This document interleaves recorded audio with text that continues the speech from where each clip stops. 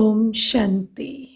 आज जैसे कि विषय मिला है स्व परिवर्तन से विश्व परिवर्तन। When you change, the world changes, or world transformation through self transformation। अब आज हम इस विषय पर क्यों चर्चा कर रहे हैं, ये पहले मैं थोड़ा सा आपके सामने रखना चाहूँगी। पहले जब नया साल आता था तो हर एक यही दुआ मांगता था, प्रार्थना करता था या प्रे करते थे कि दुनिया में हालात बदलें या अपने जीवन में आसपास समृद्धि हो, आसपास जो लोग हैं वो हमारे हिसाब से चले, परिस्थितियां अनुकूल हो जाएं। लेकिन आज का समय देखते हुए ऐसा लगता है कि परिस्थितियां तो अनुकूल होने का जैसे नाम ही नहीं ले रही। और जब हम वेट कर रहे थे कि ये वायरस चला जाएगा, तभी एक नए स्ट्रेन की खबर आने लगी। तो अब यही नज़र आता है कि जितनी भी कोशिशें करते हैं कि बाहर की परिस्थितियां बदल जाएं, तो धीरे धीरे ये नज़र आने लगा है कि परिस्थितियां दिन प्रतिदिन बेहतर होने की जगह बदतर होती जा रही हैं।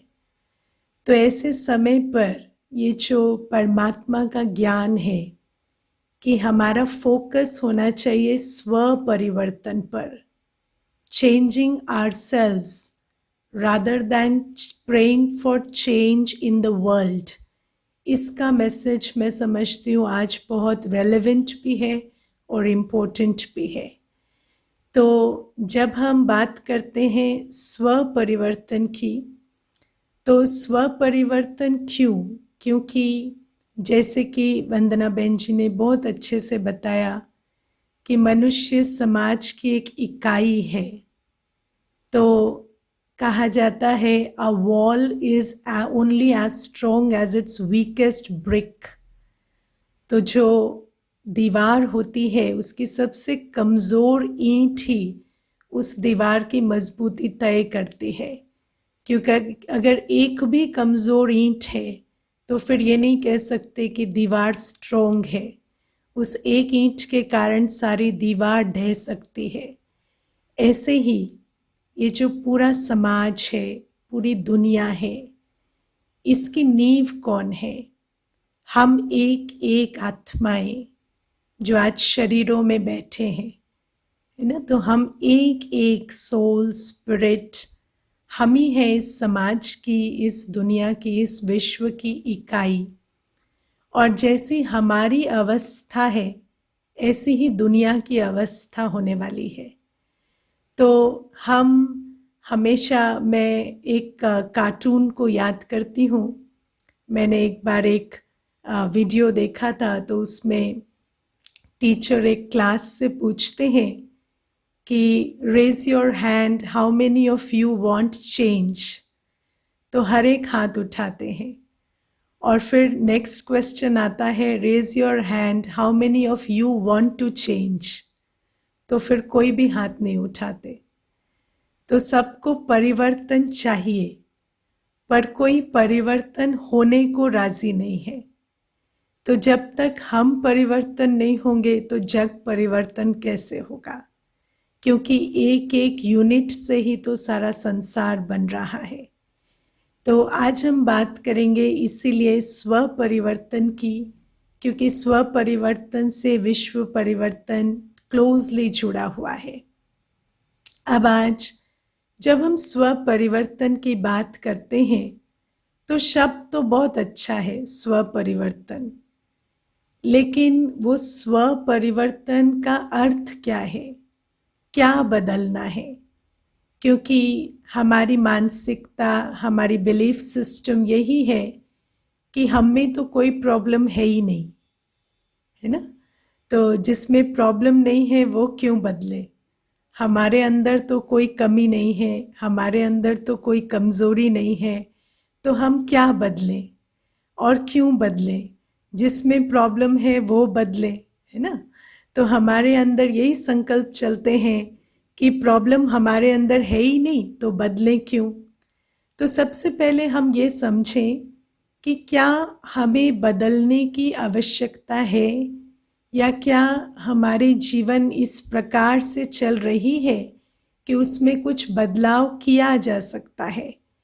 तो आप क्या समझते हैं, क्या आपके जीवन में ऐसी कोई बात है जो आप समझते हैं ये आपको बदलनी चाहिए? क्या प्रॉब्लम्स हैं जिनको आप समझते हैं कि आपके बदलने से आप उसे एड्रेस कर सकते हैं? क्योंकि अगर हर एक व्यक्ति को पूछा जाए कि आप ठीक चल रहे हैं, आपसे तो कोई गलती नहीं हो रही, तो यही कहता है नहीं, हमसे कोई गलती नहीं हो रही, हम तो अपना पूरा प्रयास कर रहे हैं और 100% हम अपनी कोशिश कर रहे हैं, पर दूसरे ही हैं जो प्रॉब्लम है या बाहर का वातावरण प्रॉब्लम है। तो सबसे पहले तो हमें अपने आप से पूछना है कि क्या हमें ऐसा लगता है कि हमें बदलने की ज़रूरत है। मैं आपको एक बार का अनुभव सुनाती हूँ। एक सेशन हुआ तो एक भाई साहब बिल्कुल सामने बैठे थे उस सभा में, और वो बहुत खुशी से सेशन सुन रहे थे, और वो सेशन भी कुछ इसी तरह का था, परिवर्तन के बारे में। और वो इतने खुश हो रहे थे कि मुझे लगा आज तो भाई साहब को बहुत सारी बातें समझ आ गई। उसके बाद जब वो जाने लगे तो मुझे कहते, दीदी वंडरफुल सेशन, कोई इम्प्लीमेंट करे ना तो जीवन बदल जाए। लेकिन मुझे एक ही अफसोस है, आज मैं अपनी पत्नी को नहीं ला पाया। पत्नी आती ना, उसको एक एक बात सुननी चाहिए थी आपके सेशन की, उसको बदलने की बहुत ज़रूरत है, लेकिन वो समझती नहीं है, इसीलिए वो आज भी नहीं आई। तो मैंने उनको कहा कोई बात नहीं भाई साहब, पत्नी नहीं आई, आप तो आए हैं, आप क्या लेकर जा रहे हैं, क्या सीख कर जा रहे हैं। तो उन्होंने एक बहुत अचरज वाला चेहरा बनाया और उन्होंने कहा, मुझ में तो कोई प्रॉब्लम ही नहीं है, मैं तो वैसे भी हमारे पूरे परिवार में सबसे समझदार हूँ, मैं तो कभी कोई गलती तक नहीं करता हूँ। ये तो पत्नी है जिनके कारण सारी प्रॉब्लम्स है या परिवार में सारी असंतुलन है, और अगर वो आ जाती तो आज आपका सेशन कमाल ही कर देता, लेकिन मेरे अंदर तो प्रॉब्लम ही नहीं है, तो मैं क्या बदलूँगा। और ऐसा कहकर वो चले गए। तो मैं इसीलिए ये बात अभी पॉइंट आउट कर रही हूँ, क्योंकि हम जब भी इस प्रकार के सेशन सुनते हैं तो हम सोचते हैं कि शायद जो हमारे आसपास हैं, घर में लोग हैं या दुनिया में जिन्हें हम ब्लेम करते हैं या जिम्मेवार समझते हैं अपने दुखों के लिए या अपनी परेशानियों के लिए, वो अगर सुनते तो बहुत अच्छा रहता। लेकिन आज हम ये समझें कि ये जो पूरी दुनिया है ये प्रोजेक्शन ऑफ द सेल्फ है। अगर मुझे किसी से भी प्रॉब्लम है तो इसका मतलब है मेरे अंदर प्रॉब्लम है। पहले हम इस बात को बहुत अच्छे से समझें। अगर मुझे ऐसा लगता है कि दुनिया में कोई भी या कुछ भी मुझे तंग कर रहा है, तो इसका मतलब मेरे अंदर वो कोई चीज़ ऐसी है जिसके कारण वो तंग होने का अनुभव मुझे हो रहा है। जैसे आप देखो कि अगर एक नींबू है और एक संतरा है, दोनों पर इक्वल प्रेशर डाला जाए तो एक से खट्टा रस निकलेगा, एक से मीठा रस निकलेगा। क्यों? क्योंकि बाहर वही प्रकट होता है जो अंदर समाया होता है, जो अंदर धारण होता है।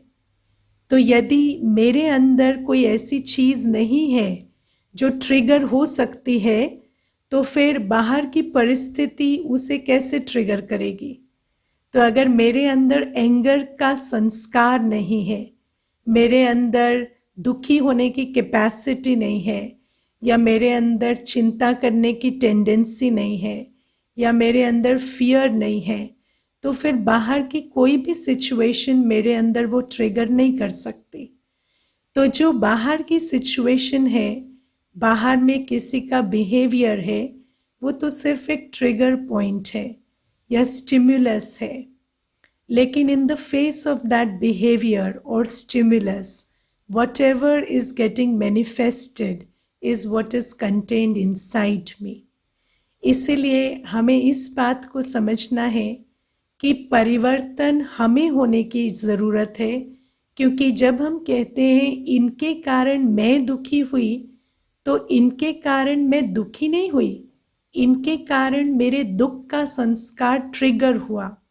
लेकिन वो संस्कार, वो टेंडेंसी, वो कैपेसिटी मेरे अंदर है, और जब तक मैं उसे जड़ से ना निकाल दूं, कोई ना कोई ऐसी बात ज़रूर होगी जो उसे ट्रिगर करेगी और बाहर लाएगी।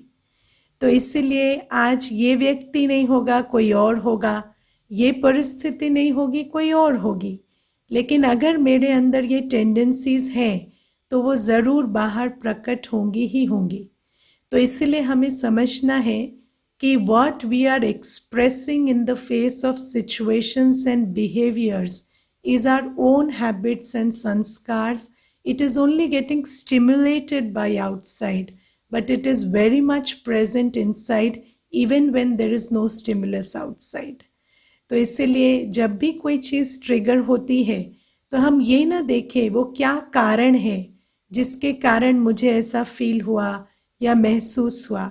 हम ये देखें वो क्या है जो मेरे अंदर है, जो बाहर मुझे महसूस होने लगा है।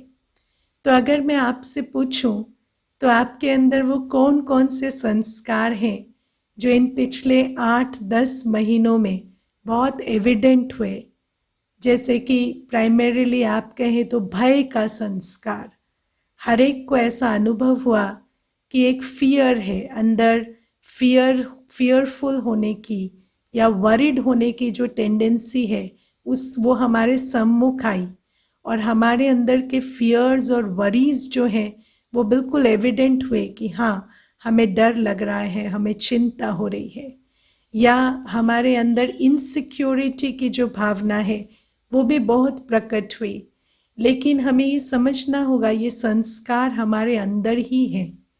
और अब ये जो संस्कारों की बात चली है, तो अगर हमें संस्कारों को परिवर्तन करना है, तो जब हम कहते हैं स्व परिवर्तन, तो स्व परिवर्तन में मेनली संस्कार परिवर्तन की सब्जेक्ट आती है। संस्कार का सिंपल वर्ड हैबिट या टेंडेंसीज आप ले सकते हैं। तो वो जो हैबिट्स हैं, वो जो टेंडेंसीज हैं अंदर बसी हुई, जिनको परिवर्तन करने से संसार परिवर्तन होगा, पहले हम इस बात को समझें कि वो हैबिट्स या टेंडेंसीज बनती कैसे हैं। क्योंकि अगर आपको किसी चीज़ को बदलना है तो रिवर्स इंजीनियरिंग करेंगे तो आप उसको बदल देंगे, लेकिन पहले हम ये समझें कि बनी कैसे। तो बहुत सिंपल सा लॉ है, whatever you do repeatedly becomes your habit. जो कर्म आप बार बार करेंगे वो आपका संस्कार बन जाएगा। जो भी कर्म आप बार बार करेंगे वो आपका संस्कार बनता चला जाएगा। अब जब हम कर्म कहते हैं तो कभी कभी हम सोचते हैं जो हम हाथों से करते हैं, शरीर के द्वारा करते हैं, वही कर्म है। लेकिन जब हम कर्म की परिभाषा ठीक से समझेंगे तभी हम संस्कारों की बात को भी ठीक से समझ सकेंगे। तो पहली बात है, कर्म केवल हाथों से किया गया या शरीर के द्वारा किया गया कर्म ही कर्म नहीं है। हम सारे दिन सोचते हैं। सोचना, thought is the first level of Karma. तो सबसे पहले कौन सा कर्म होता है? सोचने का। और जो हम बार बार सोचते हैं तो सोचने का एक्सक्यूज मी, सोचने का संस्कार बनता है। और आप देखो, अगर आप कुछ देर तक कोई बात सोचते हैं तो वो आपकी क्या बन जाती है? फीलिंग, है ना। कोई बात आप थोड़ी देर सोचते हैं तो सोच से बदलकर वो फीलिंग में आ जाती है। और अगर आप कई दिनों तक एक ही फीलिंग में रहें तो वो आपका एटीट्यूड बन जाती है। और अगर आप किसी एटीट्यूड के साथ अपने शरीर को यूज़ कर रहे हैं तो आपके एक्शंस उस एटीट्यूड से फॉलो करते हैं। तो ऐसे ही आप देखो, thoughts are becoming feelings, feelings are becoming attitudes, and attitudes are converting into actions. और ये चारों ही चीज़ें हम निरंतर कर रहे हैं। Every second of the day आप थॉट ले रहे हैं, वो थॉट किसी न किसी फीलिंग में कन्वर्ट हो रही है, वो किसी न किसी एटीट्यूड को जन्म दे रही है, और किसी न किसी एक्शन की फाउंडेशन बन रही है। और ये चारों ही चीज़ें बार बार करने पर इनकी संस्कार बन रहे हैं। So we have habits of thought, habits of feeling, habits of attitude and habits of action.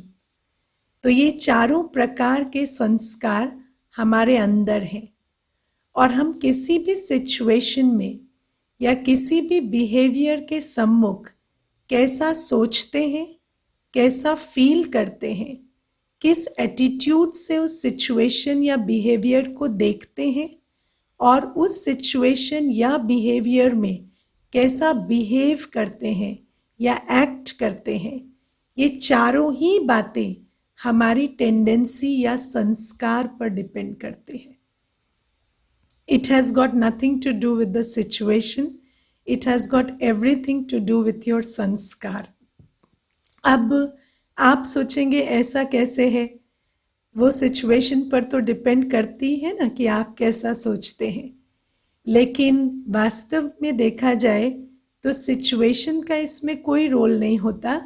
हर व्यक्ति की किसी भी सिचुएशन या बिहेवियर में उसकी सोच, उसकी फीलिंग, उसका एटीट्यूड और उसका एक्शन इंडिपेंडेंट होता है, and it only depends on his संस्कार। फॉर एग्जाम्पल, इस समय हम जितने भी लोग यहाँ पर स्क्रीन के सामने बैठे हैं, चाहे वो जूम पर हैं, चाहे फेसबुक पर हैं, हम सभी एक एक आत्मा हैं, और हम सब की अपनी अपनी टेंडेंसीज या हैबिट्स हैं, और उन हैबिट्स के साथ हम यहाँ बैठे हैं, और हम एक ही क्लास को सुन रहे हैं। सेम सेशन, सेम क्लास हम सुन रहे हैं, पर क्या हम सब एक ही तरह के विचार क्रिएट कर रहे हैं? है ना? इसी समय कोई ये सोच रहा होगा कि कितनी अच्छी क्लास है, तो कोई ये सोच रहा होगा अरे बैठना पड़ेगा क्योंकि फॉर्मेलिटी है, बाकी वैसे कौन सी दुनिया बदल जाएगी हमारे बदलने से। या कोई ये सोच रहा होगा कि ये क्लास जो है वो चलती रहे, या कोई ये सोच रहा होगा ये कब ख़त्म हो, या हम वीडियो बंद करके बैठ जाएं, या क्या करें। तो कई तरह के विचार एक ही परिस्थिति में चल रहे हैं। क्यों? क्लास तो सेम है, तो फिर परिस्थिति, तो फिर विचार अलग अलग क्यों? क्योंकि हर आत्मा का अपना संस्कार है। किसी का ये संस्कार है कि अगर मुझे भाग्य और भगवान ने एक परिस्थिति में लाया है, तो मैं ये देखूं उस सिचुएशन में मेरे लिए क्या गिफ्ट है इन स्टोर, और अगर मुझे यहाँ भाग्य और भगवान ने बिठाया है, तो मैं देखूं कि क्या मैसेज है जो उस विधाता के द्वारा मुझे आज मिलने वाला है। किसी का ये संस्कार है कि दुनिया तो मजबूरी से ही चल रही है, और मेरी जीवन तो बिल्कुल मजबूरी से चल रही है, हर चीज़ मुझे करनी पड़ती है, हर चीज़ मजबूरी के कारण मुझे करनी ही पड़ती है, इसलिए वो मजबूरी के संस्कार के हिसाब से अलग सोच रहे हैं। कुछ ऐसा सोचते हैं कि दुनिया में उम्मीद नहीं है, इसलिए ये सब टॉक से, मोटिवेशन से कुछ होने वाला नहीं है, जीवन तो वैसी की वैसी ही रहेगी। तो बहुत सारे संस्कारों के कारण बहुत सारे अलग अलग विचार चल रहे हैं, और ये जो विचार हमारे चल रहे हैं, इनका परिस्थिति से लेना देना नहीं है, इनके हमारे संस्कारों से लेना देना है। और जो फीलिंग्स हम क्रिएट कर रहे हैं इस समय पर, चाहे वो फीलिंग ऑफ ग्रैटिट्यूड है, चाहे वो फीलिंग ऑफ बोर्डम है, चाहे वो feeling of wanting to get away है, वो सारी फीलिंग्स भी हमारे संस्कार से ही आ रही है। हमारा एटीट्यूड और हमारा रिस्पॉन्स भी हमारे संस्कारों पर ही डिपेंड कर रहा है। तो अब आप देखो कि ये जो मैंने आपको बताया कि जो कर्म हम बार बार करते हैं वो संस्कार बन जाते हैं, और जो संस्कार हम बनाते हैं वो हमारे कर्मों का आधार बन जाते हैं। जो कर्म हम बार बार करते हैं वो संस्कार बनते हैं। जो आज आपके वर्तमान समय में संस्कार हैं वो आपने पिछले कितने समय में किस तरह से सोचा है, फील किया है, एटीट्यूड रखा है या कर्म किया है, उस पर डिपेंड करते हैं। और जो आज आपके संस्कार हैं उस हिसाब से आप आज वर्तमान परिस्थिति में सोच रहे हैं या फील कर रहे हैं। तो जो कर्म हम करते हैं वो संस्कार बनते हैं और फिर वही संस्कार हमारे कर्मों का आधार बनते हैं। इसको हम इंग्लिश में एक बहुत अच्छे मैकेनिज्म से समझते हैं, बीइंग, डूइंग एंड बिकमिंग का loop. So you are a certain way and you do as you are and you become as you do. So you are because you did. So there is action that preceded your present sanskar. So you are a certain way and you do as you are because your behavior depends on your personality. And then you become as you do. Because again, whatever you are doing is reinforcing your habits. तो अगर मेरे अंदर gratitude का संस्कार है तो मैं किसी भी परिस्थिति में ग्रेटफुल हो रही हूँ और ग्रेटफुल होने से वो ग्रेटिट्यूड का संस्कार और बढ़ रहा है। अगर मेरे अंदर इरिटेट होने का संस्कार है तो मैं किसी परिस्थिति में इरिटेट हो रही हूँ और फिर कौन सा संस्कार एम्पावर हो रहा है, वही इरिटेट होने का संस्कार। तो ये जो लूप है, इसी लूप में हम घूमते चले जा रहे हैं। तो जो आज हम समझते हैं ना कि परिस्थिति बदल जाएगी तो हमारी फीलिंग्स चेंज हो जाएंगी या the way we are experiencing life will change, no. जो हमारा इनर एक्सपीरियंस है वो धीरे धीरे बद से बदतर होता जा रहा है, क्योंकि हर परिस्थिति में हम जिस तरह से रिस्पॉन्ड कर रहे हैं उस हिसाब से हमारी इनर प्रोग्रामिंग चेंज होती जा रही है। जैसे आजकल लोग कहते हैं ना कि ये वायरस चला जाए तो सारी प्रॉब्लम्स ख़त्म हो जाएंगी, लेकिन आप विचार करो, वायरस तो आज नहीं तो कल चला ही जाएगा, कल नहीं तो परसों चला जाएगा, है ना। 1 साल में, 1.5 साल में, कैसे भी चला ही जाएगा। जीवन में कोई भी ऐसी परिस्थिति नहीं होती जो आए और कभी जाए ही ना। लेकिन कल को जब वायरस चला जाएगा तब क्या हमारी कैपेसिटी है दोबारा नॉर्मल फंक्शनिंग पे आने की? जो बच्चे आज 10-10 बजे सोकर उठने लगे, जो स्कूल की क्लासेस वीडियो बंद करके करने लगे, क्या वो कल जाकर स्कूल में 8 बजे उपस्थित हो सकेंगे? क्या वो स्कूल की क्लास आंखें खोलकर पूरी अवेयरनेस में कर सकेंगे? क्योंकि परिस्थिति तो बदल जाएगी, पर एक विपरीत परिस्थिति में बनाए गए संस्कार अनुकूल परिस्थिति में भी साथ चलेंगे। इसीलिए जब परिस्थितियां प्रतिकूल हैं, जब परिस्थितियां अनफेवरेबल हैं, तो बहुत अटेंशन देने की ज़रूरत है कि इन परिस्थितियों में हम कौन से संस्कार बना रहे हैं, क्योंकि परिस्थिति आज नहीं तो कल डेफिनेटली बदल जाएगी। लेकिन जो संस्कार हम आज बना रहे हैं वो हमारे साथ चलेंगे, और अगर वो हमारे साथ चलेंगे तो ये संस्कार कल की परिस्थिति का निर्माण करेंगे। क्योंकि जो हमारे संस्कार हैं उसी हिसाब से हम सिचुएशंस को क्रिएट या अट्रैक्ट करेंगे। आप सभी लॉ ऑफ अट्रैक्शन को समझते हैं और जानते हैं। तो आप क्या अट्रैक्ट करेंगे? You will attract as you are. तो अगर परिस्थिति के हिसाब से हम संस्कार बदलने लगे हैं तो कल संस्कारों के हिसाब से परिस्थितियों को अट्रैक्ट भी करेंगे। मैं आपको एक छोटी सी बात बताती हूँ।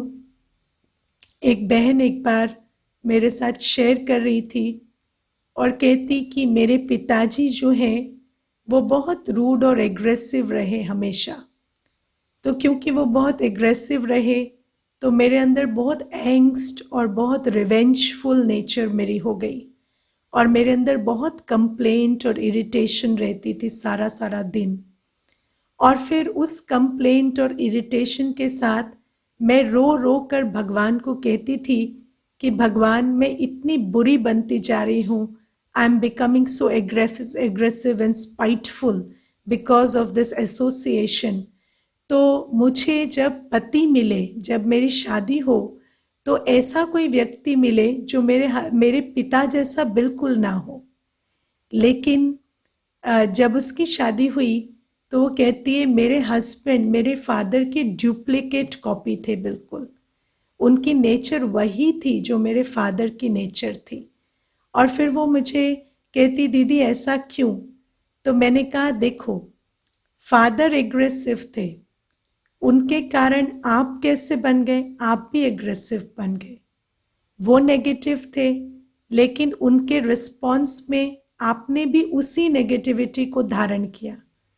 और जब आप नेगेटिव बन गए तो आपने क्या अट्रैक्ट किया? एक और नेगेटिव पर्सनालिटी वाला व्यक्ति अपनी लाइफ में अट्रैक्ट किया।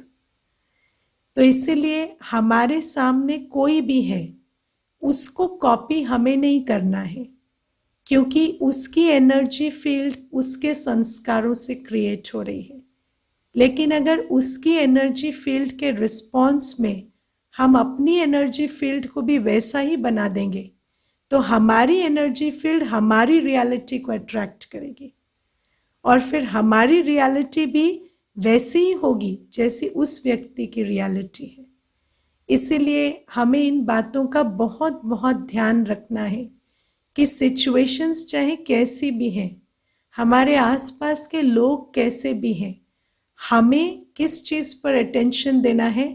मैं कैसा सोच रही हूँ, मैं कैसी फीलिंग्स क्रिएट कर रही हूँ, मैं कैसे एटीट्यूड अडॉप्ट कर रही हूँ, मैं किस तरह के कर्म कर रही हूँ, क्योंकि ये जो मैं कर रही हूँ ये मेरे साथ रहेगा। आप एक मंत्र आज लिख लें, people will come and go, situations will come and go, but you will live with yourself forever. So better be good to yourself. Don't damage yourself because of people and situations. तो चाहे परिस्थिति कैसी भी हो, चाहे सामने वाला व्यक्ति कैसा भी हो, मुझे सोचना है मैं क्या सोच रही हूँ, मुझे देखना है मैं क्या महसूस कर रही हूँ, मुझे देखना है मैं किस तरह का एटीट्यूड क्रिएट कर रही हूँ या किस तरह के बिहेवियर में एंगेज कर रही हूँ, क्योंकि जो मैं क्रिएट कर रही हूँ it's going to stay with me और वो मेरा संस्कार बनेगा और कल मेरा संस्कार मेरे संसार का आधार बनेगा। तो इसीलिए चेंज तब आएगा जब किसी भी सिचुएशन में आप अपने संस्कार को चेंज कर सकेंगे, आप अपने संस्कार को बिगड़ने से रोकेंगे। और आज के कॉन्टेक्स्ट में, वर्तमान परिस्थितियों में मैं आपको 3 बातें ही आज कहना चाहूँगी। पहली बात, किसी भी सिचुएशन में फियर की जगह करेज को अडॉप्ट करें, फियर की जगह करेज को अडॉप्ट करें। जब भी कोई सिचुएशन आती है हमारे मन में इस तरह के थॉट्स आते हैं, क्या होगा, कैसे होगा, कब तक ऐसा चलेगा, कहाँ तक फेस करेंगे। ये क की भाषा ना हमें कौआ बनाती जा रही है। तो हमें अब इस तरह से क में नहीं जाना है। क्या होगा, कैसे होगा, कब तक चलेगा, कहाँ तक सहेंगे, इस क की भाषा में नहीं जाना है। कोई भी सिचुएशन आई, आप अपने आप को बड़ी कॉन्फिडेंस से कहें, I am stronger then this. मैं आपको जीवन का, इस सृष्टि रंगमंच का एक सत्य बताती हूँ। इस दुनिया में मनुष्य का डिज़ाइन, उसका गठन इस स्वरूप से हुआ है कि कभी भी आपके सम्मुख कोई ऐसी परिस्थिति नहीं आएगी जिसको आप फेस ना कर सके। अगर कोई सिचुएशन आपके सामने आई है तो प्रकृति का ये डिज़ाइन है कि आप उसे फेस कर सकते हैं, तभी वो आपके सामने आई है। ये एक स्पिरिचुअल लॉ है। You will never ever face anything that is stronger than you. You will only face something that you are stronger than. Okay? तो इस लॉ को समझते हुए कोई भी सिचुएशन आए, कोई भी बिहेवियर है, कैसा भी व्यक्ति है, आप अपने आप को कहें I am stronger then this, और आप अपने अंदर कावर्डिस के थॉट्स ना लाएं, मुझे भाग जाना है, कैसे करेंगे, पता नहीं क्या होगा, नहीं, करेज के thoughts, why can't I deal with this, I have dealt with so much in the past.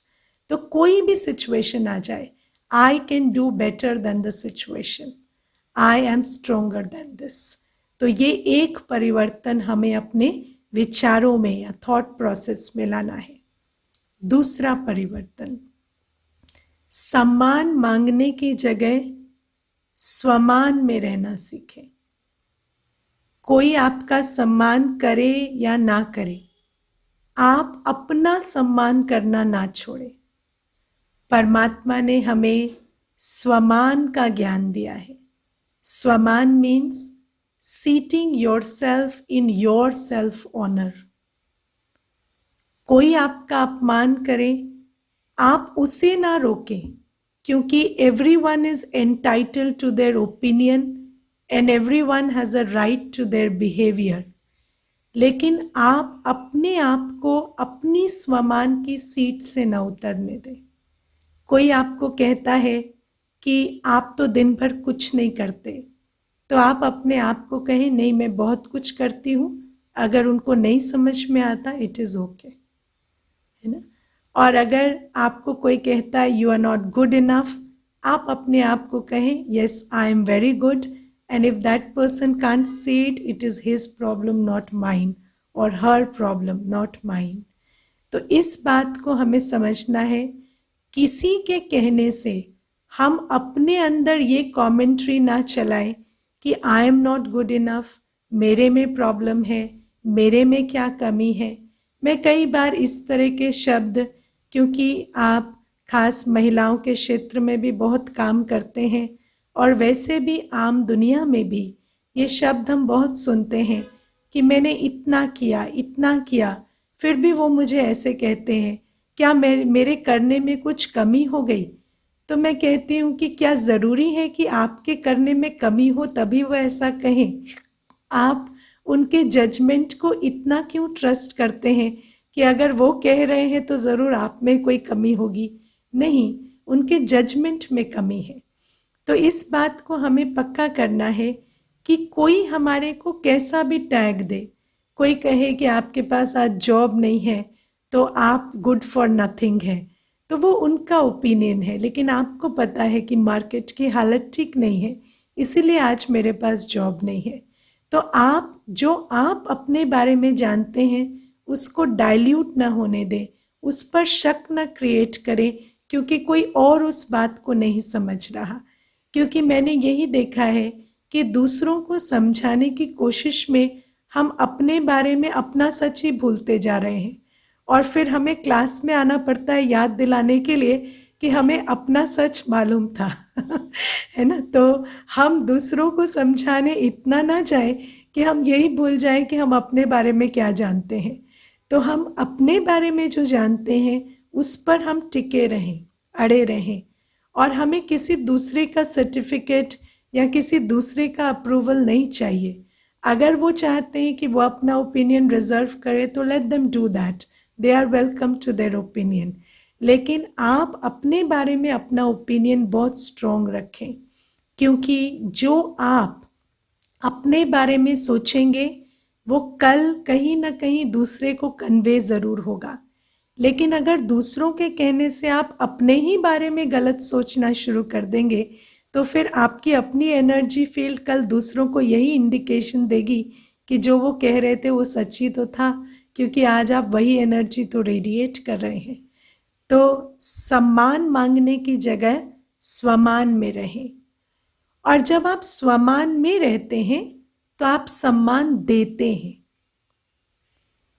है ना। क्योंकि जैसे अगर किसी ने आपको कहा आई रिजेक्ट यू, तो आपने कहा आई एक्सेप्ट माई सेल्फ, तो फिर लॉ कहता है you perceive as you are. तो अगर आप अपने आप को एक्सेप्ट करेंगे, आप उनको भी एक्सेप्ट करेंगे। तो आप कहेंगे I accept my self and I accept you also. तो फिर नेक्स्ट लाइन वो क्या कहेंगे, okay I also accept you. Okay, तो this is the way to change.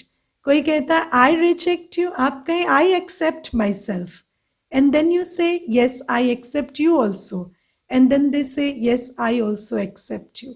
कोई कहे आई हेट यू, आप कहें no I am good enough, I love my self, and because I love my self and I am loving, I love you too. तो वो भी कहेंगे yes I also don't hate you, I kind of love you.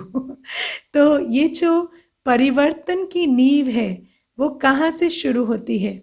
दूसरे के opinion से यदि हम अपने आप को बदलेंगे तो फिर हम वही एनर्जी उनको भी देंगे, और फिर ये जो विशियस साइकिल है वो परपेचुएट होता जाएगा।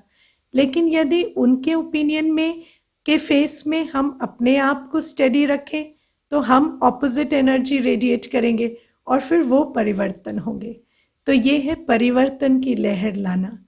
तो सम्मान मांगने की जगह स्वमान में रहें और सम्मान दें, और जो सम्मान देता है उसको सम्मान ज़रूर मिलता है। तो ये दूसरा परिवर्तन। तीसरा परिवर्तन, एक्सपेक्टेशंस को एक्सेप्टेंस में चेंज करें। एक्सपेक्टेशंस की जगह एक्सेप्टेंस को लाएं, है ना। मैं ये चाहती हूँ, ऐसा होना चाहिए, वैसा होना चाहिए, नहीं। सृष्टि का नियम है it is what it is. आपसे पूछ कौन रहा है आप क्या चाहते हैं? क्या दुनिया आपसे पूछ रही है आप क्या चाहते हैं? कोई नहीं पूछ रहा आप क्या चाहते हैं, है ना।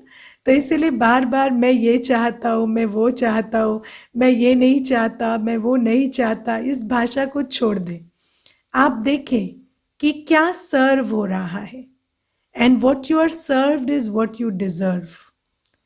तो सृष्टि में आज मुझे जो भी परोसा जा रहा है, तन के रूप में, मन के रूप में, धन के रूप में, संबंध के रूप में, जो भी मुझे सृष्टि से प्राप्त हो रहा है उस प्राप्ति को मैं एक्सेप्ट करूं और ये सोचूं कि this is what I have got and I have to work with this and make it better. जब आप किसी चीज को रेजिस्ट करते हैं तो वो परसिस्ट करती है। आप किसी चीज को कहेंगे ये बुरी है, बुरी है, बुरी है, आपके बुरे कहने से वो बेहतर नहीं हो जाएगी, वो और बुरी होगी, क्योंकि आप उसकी बुराई को एनर्जी दे रहे हैं। लेकिन आप कहते हैं this is what I have got and I will work with what I have got and make it better, तो आप उससे रिफॉर्म की एनर्जी दे रहे हैं, आप उसे ग्रोथ की एनर्जी दे रहे हैं, एंड इट विल ग्रो। तो ये जो 3 नियम हैं, स्वमान में रहकर सम्मान देना, एक्सपेक्टेशन से एक्सेप्टेंस की तरफ आना, और फियर को करेज से बदलना, ये 3 मेरी शुभकामनाएं हैं आपके लिए इस वर्ष के लिए।